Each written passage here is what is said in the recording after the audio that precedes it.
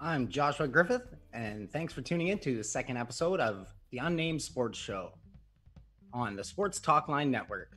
I got a great show lined up for you. I got tons of guests. I got to get right into it because it's a jam-packed show. So first off, from the Vancouver Whitecaps, I have Director of Events and Entertainment, Jon Rees, joining me to talk about the Whitecaps charity initiatives that the organization has been a part of. Then I will have Whitecaps' newest center back, Ranko Veselinovic, to talk about his start of football in Serbia and his move to Canada and getting comfortable during the pandemic. Then I'm going to close the show. We're going to talk some Vancouver Canucks hockey. I have from Canucks Convo and writer on Canucks Army, Chris Faber, is going to join me, and we're going to talk a little bit of Canucks and some prospects and a little bit of everything NHL. But there was lots of sports news to get to as well, so let's hop right into it. The UFC went down without a hitch, except for somebody having COVID-19. Ronaldo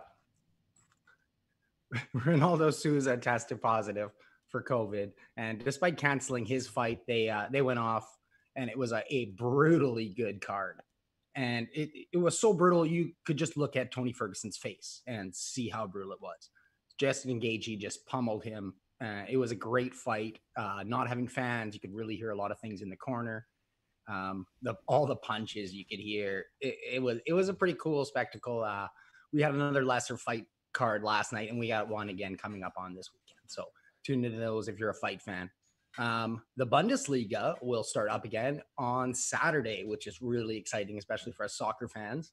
And they're kind of setting the blueprint for the European leagues like the English Premier League and Serie A, which are looking towards their health officials for kind of the go-ahead to start things up. Yeah, and then as we move on to MLS, do a little bit more soccer.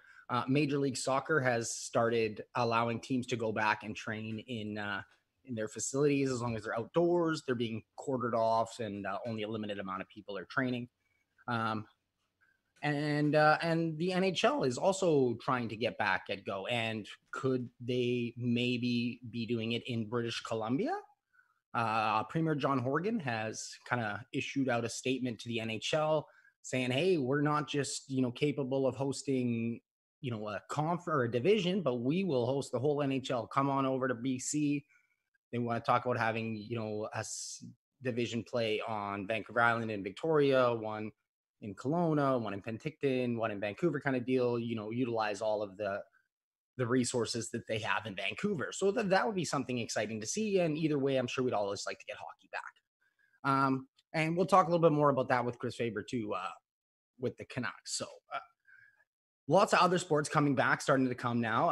Supercross made a big announcement yesterday, and they will make an official announcement today, probably during this show or after it, that they will be back a go starting May 31st with the events. Track and field, again, they are back a go for their Diamond League stuff, starting with the Impossible Games on June 14th, or June 11th. Sorry, you wonder why they call it the Impossible Games, because it probably won't happen. After that, on August 14th, they'll resume things in Monaco with events that probably will happen depending on travel schedules and things like that. The NFL is business as the NFL usually is. And the Rams finally unveiled their new uniforms. I don't know if you can see in the back. I'm kind of a big Rams fan. I don't mind the uniforms. I really like the bone white ones. I like the helmets until it was pointed out that it looks like two bananas, and now I can't get that out of my head. But for the most part, the NFL is back in full swing. So there's lots of sports that that we have to talk about, and it's fantastic that things are actually starting to get back in full swing. With the UFC having a fighter be tested for COVID-19 and be found positive, and them still go on with the events, kind of gives hope to maybe other leagues. The Bundesliga was saying that if they had a positive test, that they'll shut down for 3 weeks. Same with the Korean baseball organization, which, sorry, I'm not going to mention the scores again today. They also mentioned if they get a positive test, they will cancel for 3 weeks and then resume play after. So, with some of the governments and the health officials and things, it will be very tricky with red tape with all the sports that are trying to come back. Another sport that is trying desperately to come back is Major League Baseball, who they sent out a message to their players association saying, hey, let's just do 82 games. You can come back and we'll only pay you half your salary. This did not sit well with a lot of the players, including Tampa Bay pitcher Blake Snell, who was on a Twitch yesterday and said that he's not doing it. He's not doing it unless he's getting his. So he wanted his money. He wants all $7 million of his contract this year. It's an interesting way to think about it during the times we're having. I mean, when, you know, there's frontline nurses and stuff out there and they're working away and, you know, he doesn't necessarily want to go back. I mean, I can understand if there's safety concerns and that's something that the Major League Baseball would have to address before anyone can come back. But just to openly come out and just make a Marshawn Lynch statement about, you know, I got to get my bread. I got to get my chicken, get my money first. It was an interesting statement, and we'll see if it's shared by more players as we go forward. One of the things for Major League Soccer, who also have been looking to come back, and like I said, they're back on training and doing certain things. And then in a couple of minutes here, we're going to actually talk to Director of Events and Entertainment, Jon Rees, who is going to actually talk about the charity initiatives they're doing with the Vancouver Aquarium and stuff. And one of the things MLS is talking about is moving to Orlando and doing everything, all of their training in Orlando, because there's some teams right now that aren't allowed to train with state regulations and things like that. So to give everybody an equal playing field, they're talking about maybe moving everything down to Orlando and playing a season there, kind of a condensed season, get it done in about 2 months or so, which is, you know, very curious. Again, with the, you know, trying to centralize things and also just Florida being the go-to place to go. Hopefully we can get soccer back going as fast as possible. But I mean, until then, we're definitely dealing with some trying times and some difficult situations. And it's been very nice to see the Vancouver Whitecaps organization with so many different charity initiatives. First off, when the Vancouver Aquarium reached out, they were quick to jump on board with an initiative to help them. And then just a little bit more recently for the Greater Vancouver Food Bank, they were awesome and partnered with a local artist in Vancouver to do another charity initiative. And so I'm very excited to have on my show today. Joining me will be Whitecaps Jon Rees, who is the Director of Events and Entertainment, and he's a big part of all of these things. So I'm just going to wait to see if I think he should be ready to go here pretty soon. So I'll just find a lead. Do we have him ready to go? Yes, we do. Fantastic. So joining me now from the Vancouver Whitecaps is the Director of Events and Entertainment, Jon Rees. Jon Rees, thanks very much for joining me. Hey, Joshua. Thanks for having me, man. How are you doing? I'm doing great. How are you doing? How's your family? Are you staying safe? Everybody staying healthy and all that? Everyone's good. Thanks for asking. I mean, you know, we're in kind of semi-lockdown. We get walks out. My 2.5-year-old daughter is super rambunctious, and we find creative ways to keep her busy, especially when, you know, doing calls like this. But everyone's really well, safe, and you know, just looking forward to things kind of reopening as the government is kind of alluding to, and getting back to some kind of normalcy, which will be nice. Booked my first RMT massage for next week, so super pumped about that, because the old back is not doing too well in the work from home situation. I must say that. Yes, there's a lot of those little things that you know, creep up that we kind of take for granted. I mean, I know a lot of people are complaining about haircuts. I mean, obviously, you don't have to worry about that one. I'm not dealing with that one. I've been cutting my hair since as far as I can remember. So I guess some benefits to go with the old smooth shave. Absolutely. So one of the reasons I wanted to have you on here is because the Vancouver Whitecaps have done a great job with their local charity initiatives in the last, you know, 2 months when all of this COVID stuff, you know, started. I just wanted to, talk a little bit about that stuff with you. Yeah, for sure. Happy to speak to it. It's been a wild ride. I mean, my main role, as you alluded to at the club, is events and experience, and in a time where there aren't really events to focus on in the immediate future, we wanted to expand and innovate and really use the resources of our organization with a large group of talented individuals to really focus and look to see where we can help out and support in our communities. So one of our objectives is to unite and inspire the community of Vancouver and the province, and as far as we can go. And I mean, some of these most recent ones really caught on even further than our own realm. So just really glad and so happy to see the business community and the people of Vancouver and the media and people like yourself to really pick up and embrace things from supporting an institution like the Vancouver Aquarium, and also supporting those who are in desperate need of putting simple things like food on the table. So the outpouring of support has been just tremendous to see. Yeah, it's absolutely fantastic, and that's actually something. The first thing I wanted to talk about was the Vancouver Aquarium.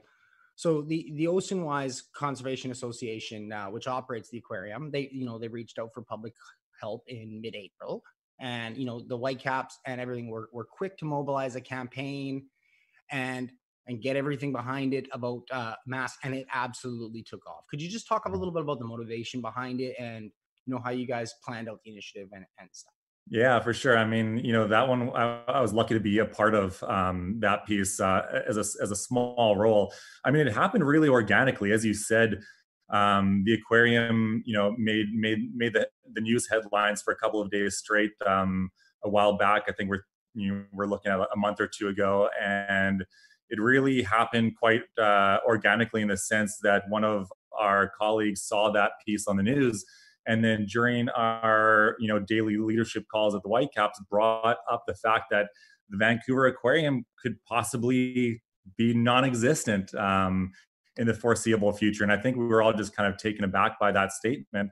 And really, a couple of ideas just got tossed around. And I think that night, our CEO, Mark Panis, was able to connect with the CEO of the Vancouver Aquarium and Oceanwise through LinkedIn. And they spoke later that evening. And the next thing you knew, the next day, they'd already mobilized on this initiative to formalize and formulate the selling of these beautiful creative masks that kind of bring our two brands together, with the intention of the funds being in support of the Vancouver Aquarium and saving that amazing institution, which I know very well, having a 2.5-year-old daughter. I mean, I feel like we've sold over 100,000 masks, and I feel like I've been there in the last 2.5 years over 100,000 times. So it's such a great piece to be involved with. And as you said, it absolutely just it clicked and it hit, and we were able to put those resources together super fast. And just to be transparent and honest, we were anticipating a couple of thousand masks to be sold, and here we are sitting not that long, a couple of weeks since we launched, and I think we're sitting at last tally was well over 100,000 masks sold. So it's been tremendous support. Wow. Yeah. As someone who doesn't have any kids, I think I have also been to the aquarium about 100,000 times. So I was definitely, I'm waiting for my mask to come. I saw that they've been shipped now, so I'm excited about that. I'm waiting for my mask to come, and it was a great initiative. And I was, happy to purchase a mask there for it. So one of the things that I loved so much about it was that it not only helps out the Vancouver Aquarium, but it provides a level of safety to people who use them properly. I mean, obviously it doesn't make up for washing your hands and social distancing, which everyone needs to maintain. But, Mhm. it was definitely, it was a win-win for basically everybody. You said, you've reached over 100,000, I think it was by the beginning of the month. And I was just wondering, how much you've raised to date, and what can people do if they want to purchase one and get involved? Yeah, I mean, you really nailed the on the head there. It ticked off so many boxes, this initiative, from the fact of providing that support to the aquarium. From an economical standpoint, I mean, we're bringing jobs back to factory workers and really helping put people back to work and in that regard as well. And to your point about needing the masks we're living in a new normal where it's definitely going to be a need, and that protective layer that we were able to kind of develop this really nice athletic fabric mask that is both comfortable as well as visually appeasing. So, it was great on a whole amount of different levels. I don't know the exact number, but I know in sales, it's over $2 million in sales already. To your point, I think you'll be getting that mask very soon. We had such overwhelming demand that, we had some of our front office workers, most recently as of last week and currently up till now, going down to the factory and helping out with quality assurance and delivery of materials. So I know all the masks have been cut so far. A lot of them, I think the last tally was around 10,000 have already been shipped, and we're pumping them out, and we're still selling them as well. So right now, whitecapsfc.com, you can find that link for if you haven't gotten your mask yet and you want to support the cause and get on that initiative. That's awesome. And you're going to be able to find those links down in the description of the video here. So that's not actually the only initiative that the Whitecaps have taken on during this time. You guys partnered with award-winning artist Carson Ting to have a great, beautiful print where all the net proceeds go to the Greater Vancouver Food Bank. Could you talk a bit about how you guys got involved in that? I know you were pretty big in spearheading that because I was lucky enough to join in a group Zoom meeting where you talked a bit about it.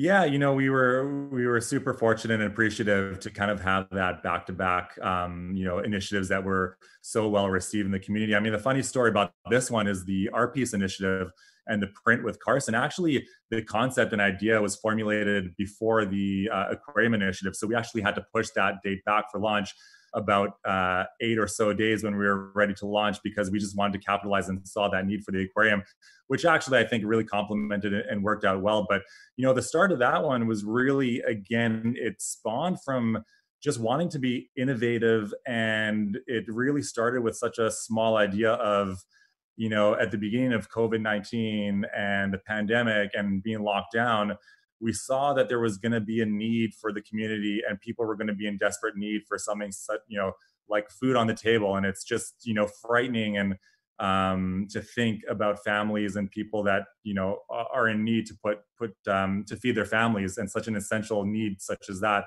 And our partners at the food bank, we were talking to them, and their main objective is to provide healthy food for those in need. It's a very simple objective. So what we thought was, why don't we try and create this an art piece to recognize our frontline heroes? And the idea spawned from that 7 p.m. moment that is happening throughout the communities, in Vancouver and BC, and I think globally as well. You see them in all over the place, like New York and Europe.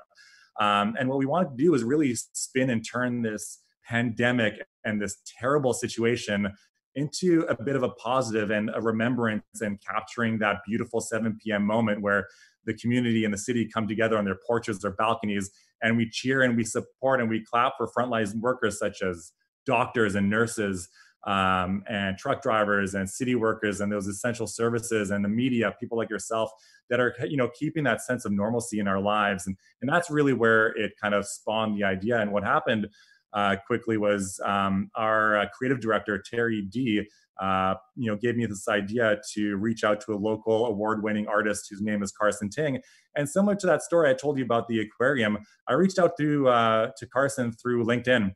And at the outset of it, I thought the hardest part of this initiative would be to get an artist on board to do this piece for free, get a printer and a supplier and to do fulfillment for free. And what has been the most amazing thing of this initiative is the outpouring and support of the local business community jumping on this initiative. And I spoke to Carson for a good 30 minutes. In 5 minutes into that conversation, Carson was on board, full steam ahead, pro bono. I then reached out to our friends at Hemlock Printing. They were on board, dedicating all their resources, printing for free. Hemlock and Harling, who are our fulfillment partner, they're fulfilling all the prints for free as well. And then I'm not sure if you've seen on the website, but we had a beautiful video made by a local creative agency called Kindred and Scout. and they made a beautiful video piece to kind of launch this video as well. So all proceeds being donated, which is great because in that way we can donate all proceeds to directly the food bank. And as of today, we're clicking in at over $120,000 direct to the food bank. So it's just been unbelievable. Wow. That is fantastic. And it's a great print. I don't know if people haven't seen it, they really need to check it out. And what I really loved about it was one of the things, yes, is right behind us, but right behind him. One of the things that I really loved about it was just the intense details and all the little hidden Vancouver things. And, you got to look hard to find everything. And I really love that. And I mean, you talked a little bit about it already with the inspiration for the 7 o'clock workers and things, but what was your and Carson's, your guys' collaborative effort? Like, where did all that come from? Because I know there was a little bit, like Carson was talking about how he wanted to do maybe kind of a map, and then things kind of switched and moved on to a different idea. So if you could just talk about that a little bit. Yeah, sure. I mean, it was a really fluid kind of conversation, and I can't say enough nice things about Carson Ting, who operates Chairman Ting Industries. I mean, he's really well known in the industry. He just recently did an amazing graffiti piece, or art piece, I should say, down on Robson Street. And he is just being so unbelievable to work with. So really from the initial outset and conversation, I pitched the general idea to Carson and really wanted to let him, as the artist and the the creative in the relationship, to really take with it and run. But I mean, he is such an easygoing gentleman, and it was seriously a collaborative effort about throwing back ideas back and forth. And if you go to check out his website, I mean, this is something he does on the regular. So he has a lot of very cool pieces that he works off of. So originally he had this idea to showcase the entirety of the city and really hide these kind of gems throughout. But we kind of looked at that first draft, and it was just a very open conversation about how we can really capture that essence and that human element, showing people in their balconies and capturing kind of that zoom in to what you see, the final piece that was finalized, kind of looking down the road to our home of BC Place Stadium in the background, and really having all those pieces come together that we're able to see those, centerpiece placements of because at the end of the day, this is about the frontline heroes, the frontline workers. And that is really the essence of what we wanted to celebrate. So we kind of worked with Carson to say, like, let's not make this necessarily a Whitecaps piece, even though it was a collaborative effort and we have Whitecaps spread throughout the visual. This was about a frontline heroes piece, and adding in those kind of Easter eggs that you alluded to, with like Ryan Reynolds is in there, and we've got Seth Rogen peeking in.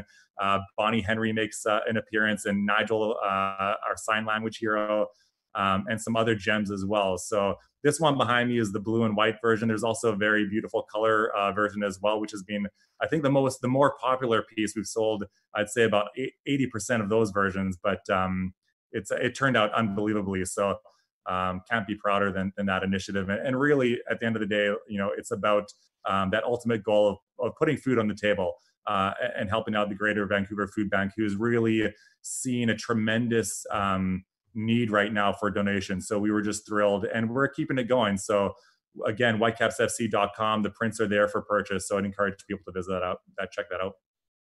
Yeah, that's great. I thought it's funny because I thought I liked the blue and blue one better, but now I don't know. I keep looking at the color one and I'm thinking I might like that one better. And I love too that it's just littered with frontline workers, like you said. There's the garbage people, there's the postal people, there's the grocery store, there's the doctors, the nurses peeking out and things like that. And it's a really good message and a really great cause that you guys are doing. So that's great. Appreciate it. I mean, the solution, the quick solution to that one is just buy both. That is true. So I actually had a color version as well. I purchased both, but our next door neighbor is actually a nurse, so we gifted that to her as a thank you to her. And there's a great piece that we've included into the website as well, where people, if they'd like to, can top up an extra donation to the food bank as well. So it was a great collaborative effort across the board. And again, it's just rolling along. It's hard to believe because we launched this, I think, just over a week ago, and we're clicking in at over 120,000. So we want to keep the ball rolling, and just really appreciate you having me on and giving attention to that and keeping this kind of state of normalcy in this strange world that we're living in. Absolutely. Thank you for joining me. Jon Rees, Vancouver Whitecaps Director of Events and Entertainment. Thanks, Joshua. Appreciate it. Thank you very much.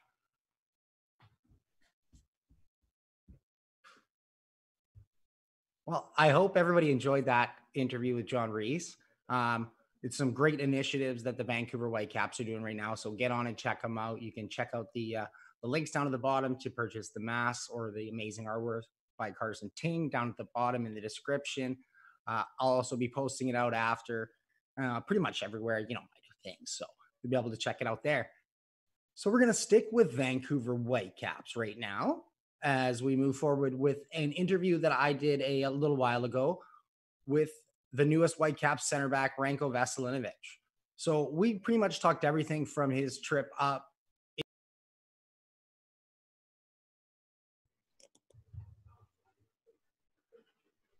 I'm Joshua Griffith, and this is that unnamed Canadian sports show. And lucky me, I'm with that Serbian guy, Ranko Veselinovic, the newest Whitecaps player. Ranko, thank you very much for joining me. You're welcome. I'm glad to be here. I'm glad you joined me. Yeah. So first and foremost, what I'm asking most of my guests, especially in this time, is just how are you doing? How are you holding up? How's your family? Are you staying healthy and safe? Well, it's good. It's a tough situation for everybody. We have to be careful with our health to stay safe. Because we are athletes, it's really hard to us because we are not allowed to train in our facilities and our pitches to do what we do every regular day. But we have to stay in the apartment, stay safe, stay fit with our exercises we got from the club, our personal programs, and we need to be patient to wait for this stuff to pass, and then we can go back and do the things we much the most, and that's the playing football. Yeah, absolutely. And I think, we all miss that, and I'm sure that you guys miss it so much more. Yeah. So I just want to kind of, get into the start where how you got started into your football career. Started from a young age in Serbia, and that kind of dominated your life. If you could just kind of talk a little bit more about your upbringing into football and what made that a major sport for you. Well, I started to play football when I was a kid, about when I was 6 years old, and I really liked it from my beginnings. I really felt that this is something special for me, and I really love this game. And in the beginning, it was just a game, it was just fun to hang out with my friends, to enjoy. I didn't know what was going to be with that. But later, when I from my football academy, when I went to my club Vojvodina, then when I was growing up, and then when I was closer to the first team, to play professional, I started to think, okay, maybe this is my professional. Maybe I'm really good at it, and I can live from football, And I started to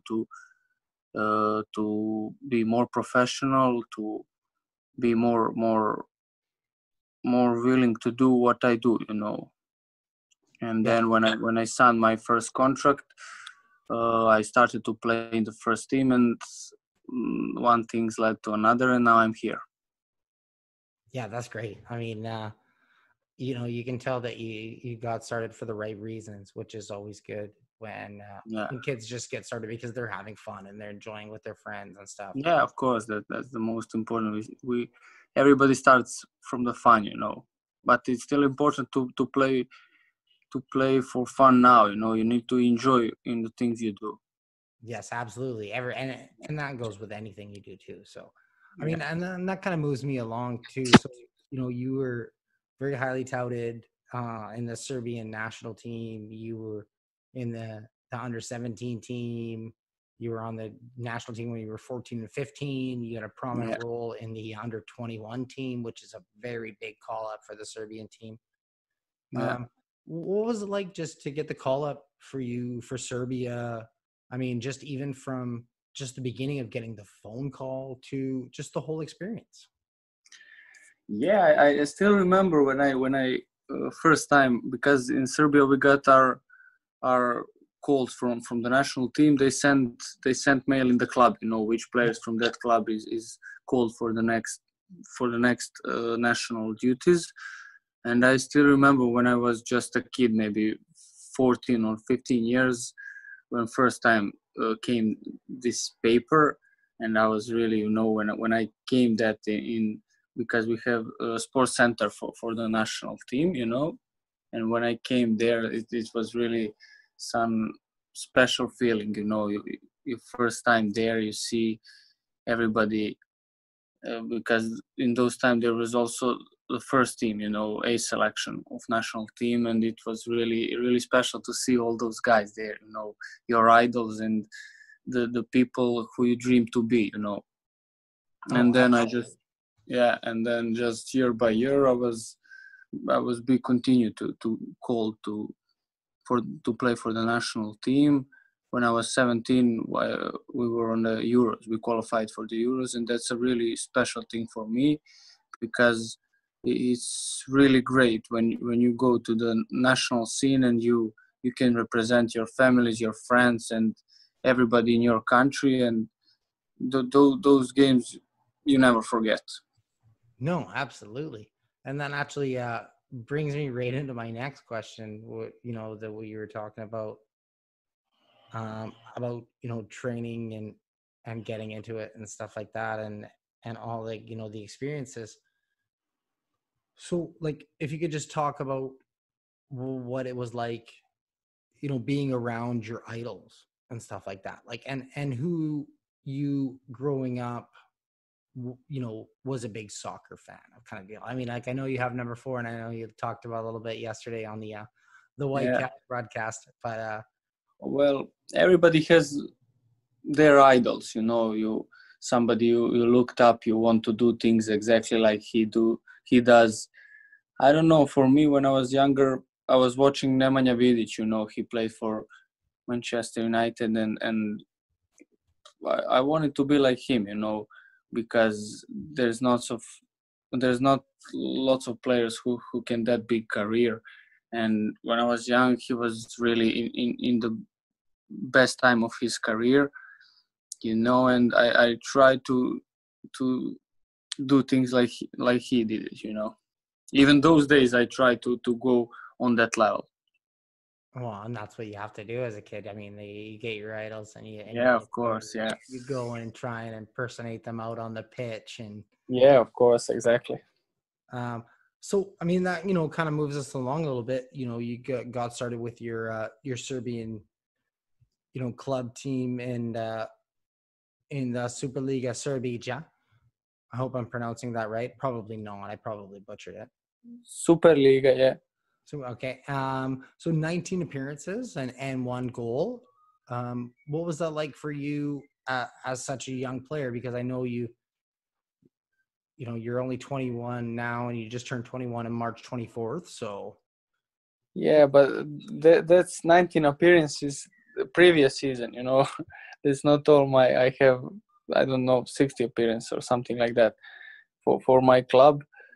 But yeah, I really like to play for that club. It's my club from my town when I was born, and every game stepping on our stadium there, it's it's always special. Always it's your dad, it's your mom, it's your brothers there, your friends, and you always want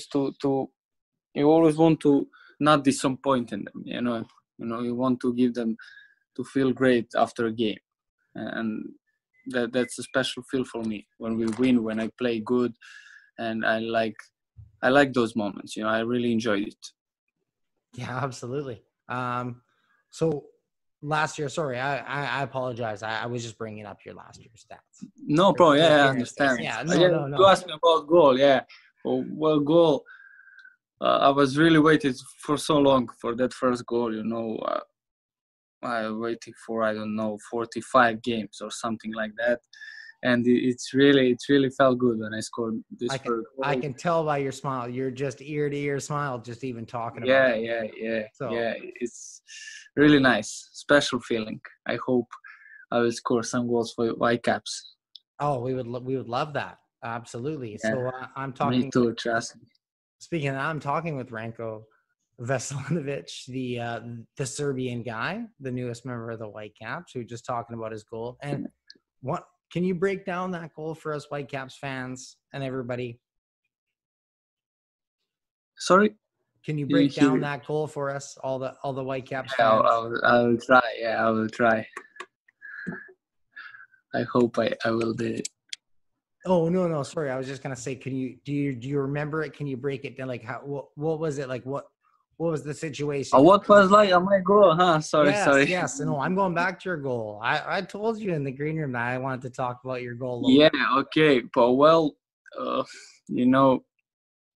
it was some corner, and the opponent clearing the ball to, I don't know, about 20 meters, and my teammate shot the ball just to shot it, and it was go wide of the goal, he was going to miss it, and it was going ball to me, and I just, with my back heel, I turned the direction of the ball and put it in the net. Well, I have seen it, but you would be amazed at how hard it is to actually put Serbian goals on any highlights. Yeah, on video, it's really bad. It's really bad video. Yeah, and that's why I was trying to get you to describe it a little bit for. We have bad highlights in Serbia. Yeah. So, but I hope we're going to get some highlights from the Whitecaps. So that actually brings me to my next question. I mean, how has it been your transition to Canada, and just how have you been received by the Whitecaps? Well, I was thinking that it's going to be harder, But when I came here, everybody in the club be with me really nice, and really they got me. They feel me. They got me to feel like I'm at home. Everybody wanted to help me. Everybody was there for me, and people in Canada and in Vancouver are very nice. And now I'm really feel like I'm here for a year. I really adapt really easy. Yeah, no, I mean, you seem like you've kind of, broken in. You're ready to go. The only thing that you're kind of missing is football back on the field. Yeah, exactly.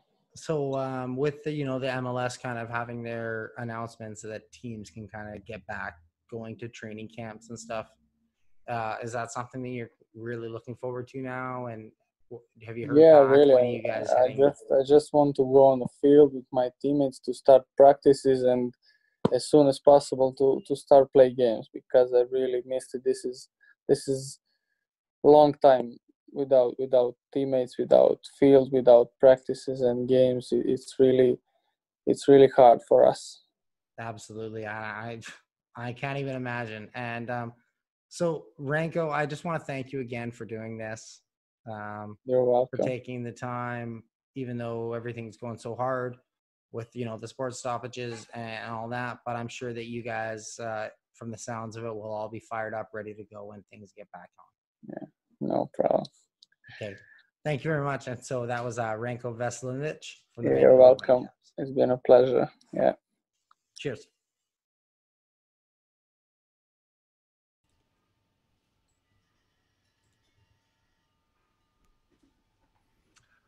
I'm Josh Griffith with Sports Talk Line, and this is the Unnamed Sports Show. I hope you enjoyed that interview with Ranko Veselinovic, newest Whitecaps center back.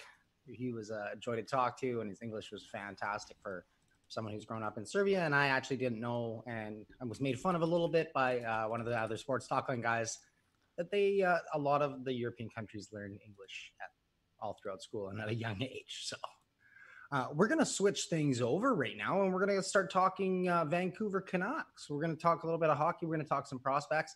So I am excited to have on next on my show from the Canucks Conversation, and our contributor on Canucks Army is Chris Faber. So, Chris Faber, thank you very much for joining me. Hey, Josh, how's it going, man? It's going great. How are you? Everybody's staying safe? Your family's doing good? Everything like that? Yeah, everyone's doing good. We're all just living inside and making the grocery store run once a week. And other than that, just living life, man. Enjoying this little bit of weather. We got a big backyard here, so it's nice to enjoy that.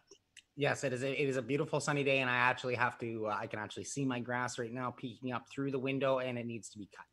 So, well, there you go. Something to do. That's what everyone's looking for right now. Yeah, exactly. So, thanks very much for joining me. So, just wanted to talk to you a little bit about you're big involved with the Canucks prospects. You do a lot of work for talking about the Utica Comets with Corey Hergott on Canucks Conversation. I was just wondering if Brogan Rafferty or Niels Höglander, are they going to be able to make a difference for the team next year, like an immediate impact, or is there somebody else that maybe we're all sleeping on? Yeah, I definitely think that Brogan Rafferty is going to come right in and be on this Canucks team next year. Just talked to him this past weekend, put out an article on Canucks Army, which was a lot of fun. Very confident kid, which is great to see. I mean, the fact that guy was not drafted, comes in as a rookie and does what he does at the AHL level, like the confidence is skyrocketing through him. And that's a guy who, didn't go through the regular way of making it to the NHL, but I think he's here next year. I think he makes an impact. I think he's a guy that can replace either Chris Tanev or Troy Stecher, whichever one of those two guys ends up not being re-signed by the Canucks. But as for Niels Höglander, that's going to be a really interesting situation because I think that there is a way where he works his way into the Canucks lineup. I don't know if it's possible. I'd give it like a 2% chance right now of that actually happening. I would love to see him play a full season with the Utica Comets. I think that getting him to North America would be great. But at the same time, he's been comfortable with that coaching staff back in Sweden.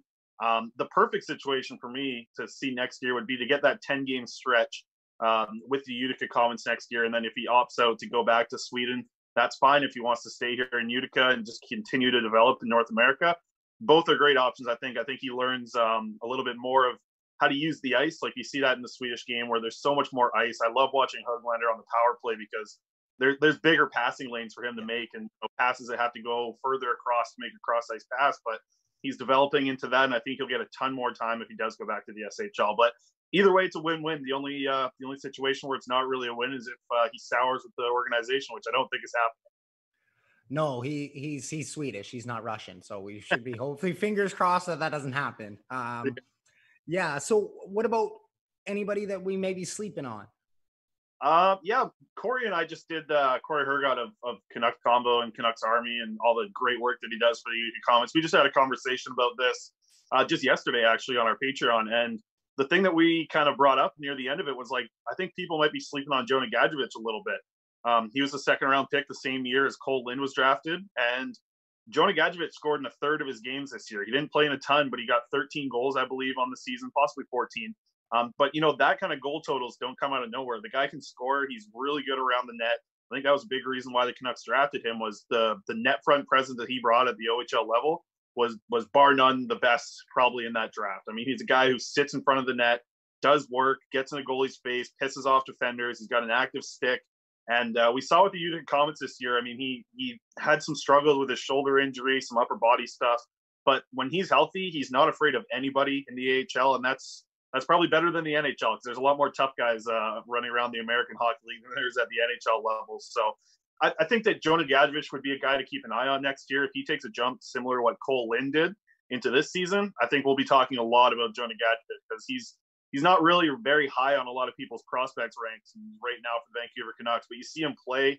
He's an impactful guy. If he can jump up and do some shorthanded penalty killing, that'll just bode for his resume to get to the NHL. But I think next year, I think we're going to be talking about Jonah Gadjevich a little bit more.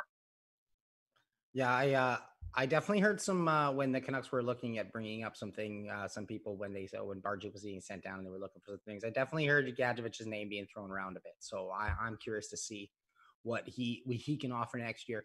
So I'm talking with Chris Faber from the Canucks Convo. Speaking of the Canucks management, Brackett or Benning? Hard to decide. I mean, work as a team. When they're working together, they're great, I think, when they've been doing their drafting. If you put more of it on one than the other, it's tough because I think that Judd Brackett's a guy who specializes in American prospects. Look who the Vancouver Canucks have as some of their top prospects. Jack Rathbone's an American. Adam Gaunett's an American. Even Aiden McDonough, who I'll be speaking with this weekend, who's just tearing it up with Northeastern in the NCAA. He's another American guy that was probably a Judd Brackett pick. He's making a huge difference on this team. No matter how you slice it, Judd Brackett is a huge piece of this Vancouver Canucks team.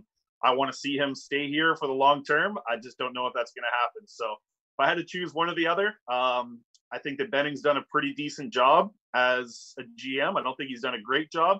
I don't think he's done a bad job, but I think Judd Brackett has done an incredible job as a scouting director. So if you were forcing me to choose, I'm not forcing you to choose. So don't worry. You can give your answer if you want, but I'm not forcing you to choose. Yeah, no, I'll stick with Judd. I like what he's done in his job. I think the job that they asked him to do, he's done better than Jim Benning has done in the job that they asked him to do. That's a good point. And something that you brought up, that how you said he's been an important piece. And like you said, I mean, you mentioned that he does the majority of the American scouting. And, they have Thomas Gradin, who does a lot of the Sweden scouting and stuff, and Wes Broad and Jim Benning as well. Like, I mean, it's a team, and I think it's being very overlooked, that aspect of things, by the Canucks fan base at the moment. Yeah, and I think that's where some of the problems start to come out of, right? I mean, if Judd Brackett wants more power and he thinks he's done a great job, I'd be interested to see if I don't know if he wants more power, but I wonder if the rumors that are about Judd Brackett, about him losing power, might be the problem, right? If Judd Brackett's losing power after doing such an amazing job of what he's done so far with this drafting group, that would scare me, and I don't like the feeling of that. But I'm not in there. If I could be a fly on the wall, I'd be in those conversations right now. But from what I've heard from the people that do know and have heard from others, it's not a great situation. I don't know how this is going to play out, but I wouldn't bet on Judd Brackett being here in Vancouver for much longer, to be honest. No, yeah, like you said, from the things that are being thrown around out there, yeah, I'd love to be a fly on that wall. That would be that would. But hopefully they can work things out, because it's been a great team that has done, a pretty good job in scouting prospects and getting some good things back in the Vancouver Canucks cupboard, where, previous kind of scouting departments really fell flat, especially in the later rounds and things like that. Yeah, most definitely. I mean, if you can find impact players that are going to, bring value to your team, whether it be in the second, third, fourth, fifth, sixth, seventh round, or even undrafted free agents, like Brogan Rafferty is a great example. I mean, a guy in the seventh round, I brought up Jack Malone's another great guy from the USHL, who they got in the sixth round last year, I believe. And then Aiden McDonough, I brought him up earlier, but he's another guy who's tore it up in his freshman year. I mean, these type of players add value to your prospect pool. And I think in the end, what you want to do is just build up as much value total as possible in that group, right? So, I mean, if you're adding players, whether it be from the USHL or guys in NCAA hockey, and you're looking to sign prospects out of college, like, it's all in the same kind of umbrella of scouting, I guess, right? And the fact that they've been doing such a great job of it over the past couple of years, as a Canucks fan, I don't want them to break this up. I think they've been doing a good job, and if this group can gel together, that's just great for the whole organization. So the fact that some drama has occurred over the past little bit, it's not great. I wonder if people are going a little bit crazy due to the pandemic that's going on around us. It is something to talk about. Yeah, it's something to talk about, and I think that's why people are getting into it. But at the same time, this problem came up in January and February, and Patrick Johnston was reporting about it. So this isn't something that just happened because of the pandemic. It's probably exploded a little bit more due to the pandemic. It's something that's going on with the Vancouver Canucks that everybody has an opinion on. And I think that's why it's caught a little bit of fire on Canucks Twitter. Yeah, absolutely. And it's funny to see, I mean, it's our job to know these guys' names, but just the amount of the fans that absolutely just know everything about the front office and these people. I'm like, holy smokes, these people do their homework before they get on here and rant one way or the other. Yeah. Don't ask me about the scouting director of the Oilers. Like, I have no idea. But for the Vancouver Canucks, I can tell you that. Yeah, I can tell you every single one, and then, name their kids and all that jazz. Yeah. I mean, before all of this did get broken up, we had a pretty exciting Canucks season on our hands. Yeah, y'all about that. Yeah, what were you most excited about on ice? Because there was a lot of things that you could look at. Sports Talkline just posted the top 10 Elias Peterson goals, so you can check those out. There was Quinn Hughes on his rookie tear. There was Markstrom's big thing, his injury to end the season. There was a ton of stuff. What were you most excited about? Yeah, I was most excited to see this young core get some playoff action. I think that was kind of the goal going into this season. You saw the direction that Jim Benning and the management decided to go was, they're full out going for the playoffs. When you go out and sign Tyler Myers, you go out and add these older players that you want to round out your team with. I think that's when you're at the stage of, okay, we want to push for the playoffs right now.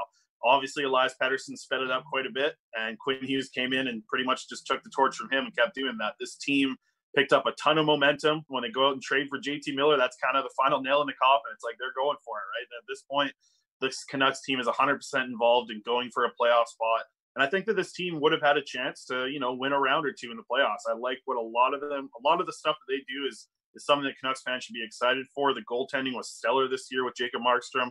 Patrick Demko as a backup is a great option as well. I think that's one of the strengths of their organization is right now what their goaltending is. And I think this team could have really done something. I mean, going into the playoffs, it would have been a lot of fun. So I think all in all, the final thing I would have liked to see is a playoff run. And we still might get that soon, depending on what the NHL wants to do with the remainder of the season. But man, like Canucks fans deserve it. We've been through a lot in the last couple of years as well with some horrible teams. I think watching this young core get an opportunity in the playoffs would have definitely been something to watch. Yeah, I think that, like you said, the front office really wanted to go for it, and with the trade for Tyler Toffoli, just to even make the push and say, no, we want to go this year. We want guys to get some playoff experience. I too was also looking forward to that a lot. Yeah, still thinking about it. I'm still thinking it's going to happen, but yes. Every day that goes by, I lose a little bit of faith that the season is coming back. But I'm still holding it in. I still think they might be able to figure out something here. It's been good to see other leagues kind of starting up around the world, right? I mean, Bundesliga starting this weekend. Like, I never thought I'd be this excited for a soccer game, but I might even be waking up at 6:30 to watch this weekend. Yes, welcome to the dark side. We'll get you joined as long as hockey's off. Yeah, but, I mean, it sounds like John Horgan was pretty vocal about inviting the NHL back to BC. What do you think about that idea? He sure wants that to happen for sure. I don't know how much John Horgan's poll has in it, but I mean, obviously, putting Vancouver as one of the cities that should be considered for a hub city is a good idea. I think BC has done an incredible job at flattening the curve and now kind of lowering the curve, what we're seeing right now, which is good. And I think that that's something that BC should be proud of. I mean, we've done a really good job of staying indoors, and even though it was a tough couple months there, it's been nice to see a couple things open up, and it does open up the door at the same time, possibly being a hub city. And I think that Vancouver has the facilities for it. They have the hotels for it. They have, the way that they could cover hockey in the city. I mean, we've already done it for, the last, 50 years pretty much of being a team that's kind of developed into a hockey city. And this team right now, I mean, you look at Vancouver as a whole, it's a hockey city. It's a good spot to be a hub for one of these things. And I think it would be good. It's just such a tease because you want to go out and watch hockey, and you have all these teams here as your hub city. You don't even get to go to a game. So it'll be good, man. If they can get the season going and get through the playoffs, I think it'll be a lot of fun. That's what I was thinking about too, actually, I was like, when they announced it, I was like, that'd be great. They'd all be in BC. And then I'm like, wait a second. I don't want that, because I'll be able to just instead of watching from afar, now I got to literally, they're in my backyard, all of them. And I just got to sit there just from 6 feet away. Yeah. Keep your hand on the controller on TV. But it might be good to get Shorty and Cheech back on the play-by-play. That would be a lot of fun. I know Canucks fans with that. Yes, I am. I'm like you. I'm definitely missing those guys' voices. So, Chris Faber, thank you very much for joining me from Canucks Convo and contributor for Canucks Army, among other of the many things you do. Guest spots on TSN 1040 and writing for just pretty much everything. Where can people find you? What do you got coming out lately? We're working on putting out some stuff on the Patreon for the Canucks Convo. We've added Corey Hergott to our arsenal. David Quadrelli's writing with us there. We've been behind the $1.69 nice paywall. It's been a lot of fun putting stuff out there. Just trying to have some fun with writing. I think when I write for Canucks Army, I do it a little bit more professional. Putting a swear word in one of my articles was so much fun. I just had to put it behind a paywall. So that was a little bit of fun mixing it up. But we've had some fun there. Dave's obviously taken over as the managing editor of Canucks Army, so we're kind of ramping up some stuff there as well. So just keep him busy, man. Writing every day. And you can just find all that stuff on Canucks Convo on Twitter. That's fantastic, man. And I look forward to checking out more of your stuff. And thank you very much for joining me. Absolutely. Talk to you later, Josh. Talk to you. Cheers. So that was Chris Faber from Canucks Convo joining me, talking a little bit Canucks, getting everybody caught up on what's going on in the world with the organization. Oh, to be a scouting director for amateur scouting for the Vancouver Canucks. For some reason, it is a scrutinized position, and Jim Benning just does not like him for some reason. I don't know what it is. I didn't want to talk about it on my last show, but things just have not gotten better. I was hoping that maybe Band-Aids would be placed, but it does not, like Chris kind of alluded to. I mentioned things aren't looking good in the Canucks world in the front office. So there might be some change when it comes to that front. So I hope everybody really enjoyed my second show. I want to thank my guests, Chris Faber, Ranko Veselinovic from the Vancouver Whitecaps, and Jon Rees, the Director of Events and Entertainment for the Vancouver Whitecaps, all for joining me today. Thank you, everybody out there, for joining me. Make sure you subscribe to our YouTube channel, subscribe to our Patreon, and hey, as always, love sports and all sports, all of them.